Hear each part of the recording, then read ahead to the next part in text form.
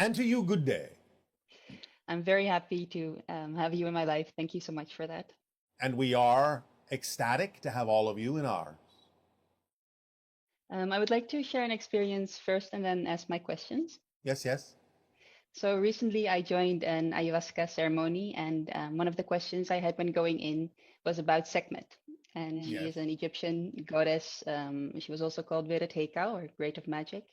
yes. And in the experience, it was very beautiful. I spent a lot of hours in being God, and I felt that everything is in God. And Yes. since there are no boundaries between the one and the other, there's really no experience of space or time. Um, Well, there's and no then and then there, experience at all of the one. The experience happens when it is all that is, the portion of the one that actually does know itself as all that is. But in the one itself, there's no experience of anything. yes, and then so you've explained that when God expresses himself, like when the one becomes multiple, it's immediately from one to three. Um, because when God becomes manifest, there's also the transition period or the boundary line between the two. Yes. So my impression was that Sekhmet is actually in this space that she is able to balance these multiple dimensions, reaching into both of them at the same time. And that brings me to my first question: how would you describe Sekhmet? What does she represent, and in what dimension does she exist? Sekhmet is an archetypal energy, a level of consciousness within all that is representative of certain concepts on your planet, certain concepts within the collective consciousness of your planet, but expressed through a particular culture called Egyptian awareness.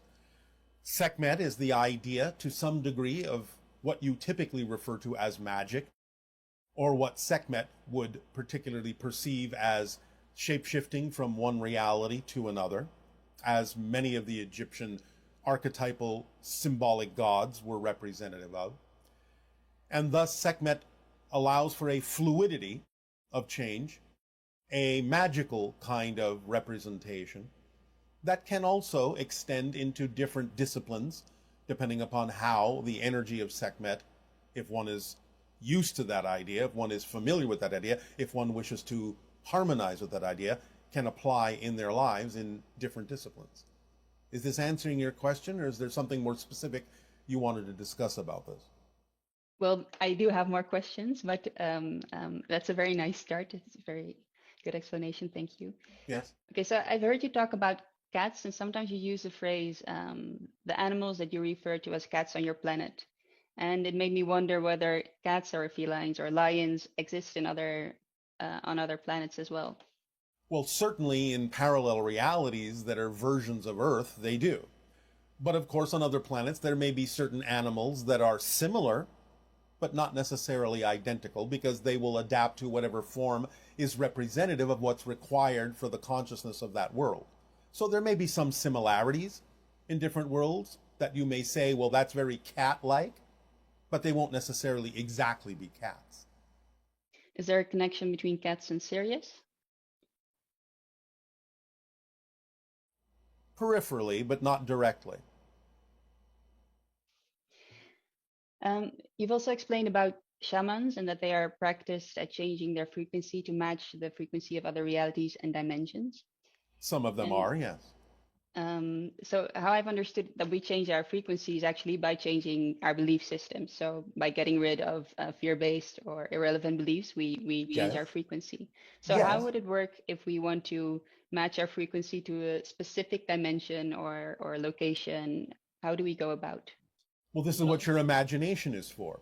If you can build some kind of a image or feeling about what the idea of another reality represents and see a version of yourself in that, or something that is representative of what you desire to change into, then all you really have to do is start mirroring what that version of you is doing enough, strongly enough, consistently enough, that you start taking on the qualities of that version of you. And then either quickly or slowly over time, you can start actually exhibiting the qualities of that being and therefore shift yourself to that reality. Okay, thank you. Yes. And then, so another thing you've told us about is the Sphinx, that it actually used to have the form of Anubis A long time ago, yes. a long time ago, and that below the Sphinx there's a chamber, and that some of the secrets that have been lost in Atlantis are stored there. Yes. So if we would want to access that space or the information that is there, what would that require? How would we Well, do first that? of all, there are many people in that area who know exactly where that chamber is. They're just not really talking about it.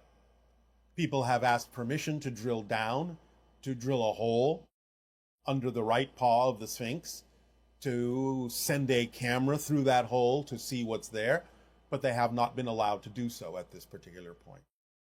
So we will leave it up to all of you to figure out how to create a relationship with the people in that area that would be willing to allow that chamber to be explored. Would there be a possibility of accessing that space by changing our frequency? Well, of course, you have to change your frequency to experience a difference in reality. But then, does it require us going there physically? You don't have to go there physically to be able to know what's there. You can tap into it in a variety of ways. But the idea is that it is important for the revelation of that and exposure of that chamber at a certain timing as well. Thank you so much, Bashar. You are welcome. Good day. Hi, Bashar. I'm Erin from Shepherdstown, West Virginia. I have a question about Willahilla christening the hybrid 700 years in our future. I've encountered a few people who feel some fear about her talking about us being cookies and being eaten eventually when we're fully baked. I was wondering if you could provide some clarity on that statement and maybe help people let go of some fears about that. As we have discussed, there is an evolution progressing on your planet so that it becomes the sixth hybrid race. In that sense, you are being baked as a species. You are turning into something delicious, not in the literal sense of being eaten, but in the sense of being enjoyed as a beautiful confection, as something you're all familiar with that feels warm and inviting, transforming into something that is considered a lovely dessert. Again, not to be taken literally. So the idea is a euphemism and a euphemistic way of expressing that you're all baking into something beautiful and wonderful. Hello, Bashar. Good day, good day. How are you? Perfect, and you? I am doing very well, thank you. All right. All right, so my question is, when it comes to things such as parallel timelines, Yes. parallel Earths and such, and so there's this version of me experiencing this reality, and there's other versions of me experiencing other realities. Yes, although they're not literally you. Oh, could you explain that further? Well, every version is its own person. They may look like you, and that's why you're saying versions of me, but they're not literally you. They're not this version. They are another person. Okay, so when are the alternate timelines is there always a split, or is there like when I make a decision there's a split and a split? The splits don't happen when you make the decisions. The splits are already there. It's just that you shift when you make a decision into that split. And you're doing this constantly, billions of times a second. Remember, what you're calling a single timeline is actually made up of billions of different timelines. Right, I see. So why do I end up as me experiencing this version of me and the other ones that made the other decisions? Because the higher version, let's just generally call it the oversoul, that contains all the extensions of all the different versions of you, experiences all those different versions. You happen to be this version that the oversoul decided it would choose to experience along with all the other versions. You happen to be this version. I see. And is there any way to, say, telepathically communicate with other versions of myself? Yes. And again, you're doing that all the time. You may not recognize it, but you're doing it all the time. A lot of times, some of the experiences and knowledge of other versions in other realities is leaking through and might be giving you different kinds of imagination thoughts and things like that that you think, so to speak, are your own. I see. There's constant cross communication going on. Right. Oh, constant. And how does, so this transmission is about karma. How does karma factor into that? Again, only as we've described it. Each and every version gets to decide for itself in its own representation when it is in alignment with whether its true core frequency is, when it is out of alignment, and what actions can be taken to bring itself back into alignment according to the process that this version represents in discovering who and what you really truly are. Okay, right. That all makes sense. Now, if I may talk about UFOs just for a minute, and the versions that we have here on Earth that were reverse engineered. I'm just wondering if, where are they up to, right? And how long before they become public, if they become public at all? Some of it may become public within the next couple of decades, maybe 3 decades at the most.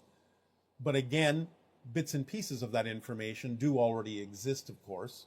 This is why you're asking the question. But they're not as far along as you might think. They have reverse engineered certain things that do exhibit what you typically refer to as anti-gravity. But they're still experimenting with a lot of it.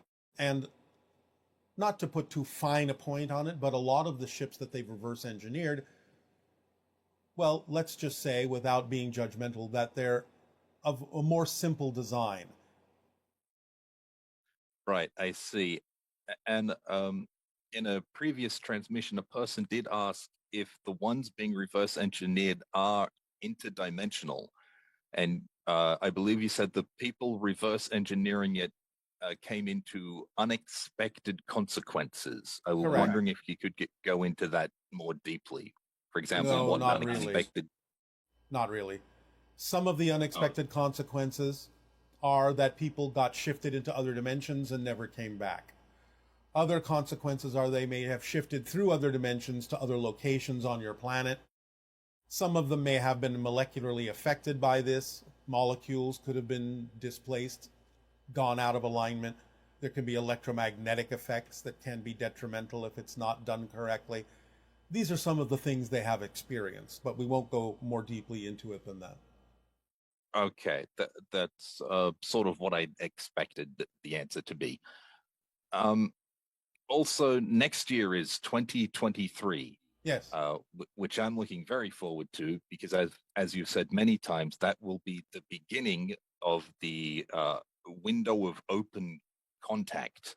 Yes. So what I'm thinking is, or what I'm wondering is, when they first make contact, there'll be, I guess, news articles?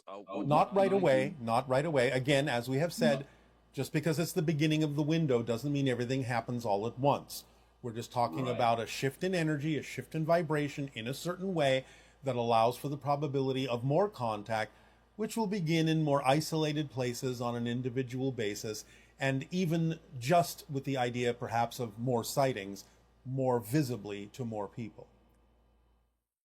Right. So it will slowly start to become commonplace that UFO sightings are just an ordinary thing. Yes, eventually be just like, oh, look, there goes another one. Mm-hmm. That's fantastic news to me, because over the years, for example, in the 1980s, it was often considered crackpots and so on that saw UFOs. So I'm glad that it's becoming more and more common. All right. Well, that's based on the decisions of those who are shifting to realities where it's already more common. Oh, that's excellent. I would like to talk about well, what we call artificial intelligence, even though it's probably more accurately digital intelligence. The devices may, in a sense, be artificial, but the intelligence is real. Right, I see. Could you give us a timeline of when the next big leap in artificial intelligence is or will be, and when it will very definitely pass the Turing test? 10 to 15 years maximum. 10 to 15 years maximum. Yes. Somewhere in there. Somewhere in there. What Yes. would be like the nearest? So 10 years that the nearest. It's not impossible that this could be experienced in 5 years.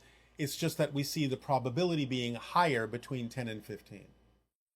Right, I understand. As we read your energy now. As we read the energy now. So that could increase depending on decisions in society. Absolutely. These things are always in flux, and as we have said, there's no such thing as a prediction of the future. There is only a sensing of the energy and the most likely probability of manifestation at the moment the reading is taken. Right, I understand. Okay. Okay, that's all I have for you today. Thank you very much. You are very welcome. Good day. Good day.